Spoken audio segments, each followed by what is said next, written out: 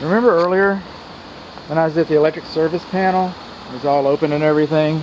And I said I couldn't find the grounding. Well, I found it. Well, kind of not. Okay, here's a grounding rod. It doesn't have a grounding wire hooked up to it. We're supposed to have 2 grounding rods by today's standards. Well, we at least got 1 rod with absolutely 0 cable coming to it. I do not know how this system is grounded. Then, earlier, I was talking about the evaporator coil and about it's old and it's dirty and stuff. This is where the evaporator coil for the air conditioning system. This is where the air conditioning system evaporator coil discharges. And this block should have been put over here a little better. I guess I could do that. It's kind of light. It's supposed to discharge away from the house. See, when this water's like this, it's conducive to wood-destroying insects, termites. It's also, the ground swells here, and it's gonna, as the ground swells, it expands and contracts 3 inches. You got dry ground over here, where all those cracks are. You got wet ground over here. That's gonna cause a lot of pressure on the structure. This should drain further away from the house. If this home was built this morning and it wasn't, it would drain into the regular public sewer system. But this is an acceptable application. But it's not supposed to drain to an annoying place, and that's kind of annoying. And that leads us to the condensing unit. The condensing unit does not have to have an electric disconnect because it's over here. It's properly fused in the breaker box. We learned that earlier. Okay? But these block air conditioning systems, these block condensing units, they're not supposed to be closer to the structure than 12 inches so that you can allow air to circulate through here. These are the coils that handle your cooling. And your coils are clogged. The coils are dirty.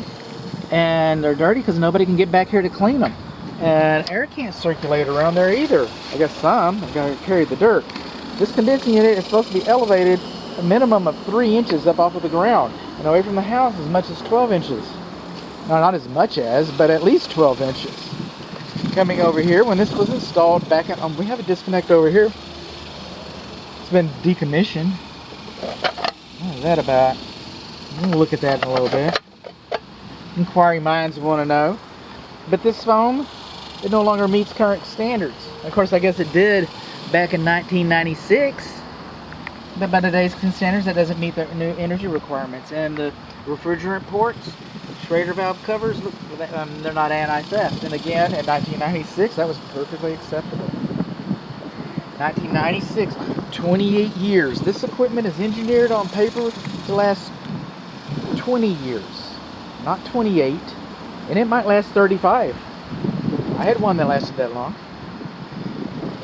But Las Vegas is going to give you 14 years. After 14 years in North Texas, this unit's done just about everything anybody would expect it to do. Now we're going to do some measurements, make sure that it cools and everything. But in the meantime, this is just an old man. It's an old man that's using R22. R22. No longer manufactured in the United States, no longer imported in the United States legally. Are there stockpiles of it? You bet there are. Is it expensive? Sure is. Do they sell alternatives? Yes, they do sell drop-ins. They sell drop-ins. If a technician puts a drop-in in here, you might as well put him on payroll because nobody's going to want to follow him. Okay, the drop-ins themselves are expensive.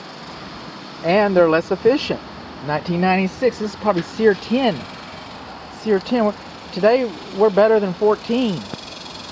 We're better than 14. So you have a less efficient air conditioning system. You can put a drop in, a less efficient refrigerant in there. Will it cool the house? Yes, it will cool the house. But at what cost? At what cost? Another thing that you might want to know, I wish I could hear this, but when this condensing unit turns off, it goes thump. There's a real loud thump. That's gonna, and this is the parent bedroom, and that's probably gonna concern you. And you know, the system's already old. It's just gonna remind you how old it is. It's just gonna remind you how old it is. It's properly fused. It's a 4-ton system. Okay, but it's R22. Just about any technician that comes out here to service this is going to rightfully so encourage you to replace this. They're going to come out here and they're going to say, ooh, look at that. Look at that, 422. Oh, look at that. 1996. Just about every technician, rightfully so, that comes out here is going to encourage you to replace and update this system.